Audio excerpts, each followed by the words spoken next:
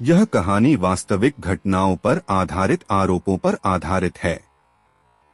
जांच जारी है। अगर मैं ये लाशें नहीं दफनाता तो अगली लाश मेरी होती। कर्नाटक के एक मंदिर कस्बे से निकली ये आवाज 30 साल से दबी हुई थी, लेकिन अब ये आवाज पूरे देश को हिला देने वाली है। पश्चिमी घाट की पहाड़ियों के बीच एक 800 साल पुराना तीर्थस्थल, धर्मस्थल मंदिर, जहां हर दिन हजारों श्रद्धालु आते हैं, प्रार्थना करते हैं और विश्वास रखते हैं। लेकिन इसी पवित्र जमीन के नीचे एक ऐसा सच दबा था जिसकी कल्पना भी रूह कंपा देती है। सफाई कर्मी जिसने सब देखा। 1995 एक दलित युवक को मंदिर में सफाई कर्मी की नौकरी मिलती है। पहले कुछ महीने सब सामान्य लगता है। फिर एक दिन नदी के किनारे एक लाश। उस लड़की के शरीर पर कपड़े नहीं थे, गले पर निशान थे। उसने सोचा पुलिस को बताएगा, लेकिन उससे पहले धमकी और खामोशी। उसे बुलाया जाता है, पीटा जाता है और कहा जाता है, अगर ये लाश नहीं दफनाई तो तेरे पूरे परिवार को काट देंगे। वह डर गया और वहीं से शुरू हुआ 20 साल का नरक। सैकड़ों लाशें, एक गवाह।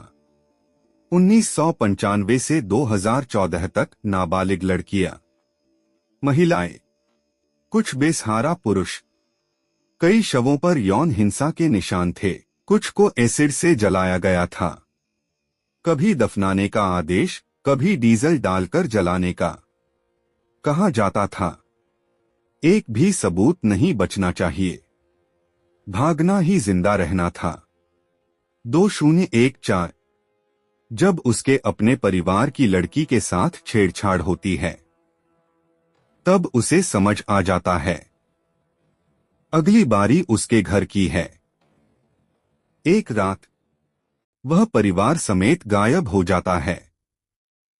12 साल तक लगातार ठिकाने बदलता रहा, लेकिन अपराध बोध जो मार देता है। मैं जिंदा था, लेकिन हर रात उन लाशों के साथ सोता था। नींद नहीं, शांति नहीं। आखिरकार 3 जुलाई वह पुलिस के सामने खड़ा होता है और कहता है, मैं सब बताने आया हूं। कब्रें जो बोलने वाली हैं। वह तैयार है। ब्रेन मैपिंग, पॉलीग्राफ टेस्ट, सामूहिक कब्रों के स्थान दिखाने के लिए। कुछ जगहों पर खुदाई की तैयारी शुरू हो चुकी है। सवाल सिर्फ एक है, क्या जमीन सच उगलेगी? 2003 में लापता हुई एक लड़की, अनन्या। उसकी मां कहती है, अगर मेरी बेटी वहीं दफन है तो मुझे उसके अवशेष दे दीजिए। मैं बस उसका अंतिम संस्कार करना चाहती हूं। डर का साम्राज्य।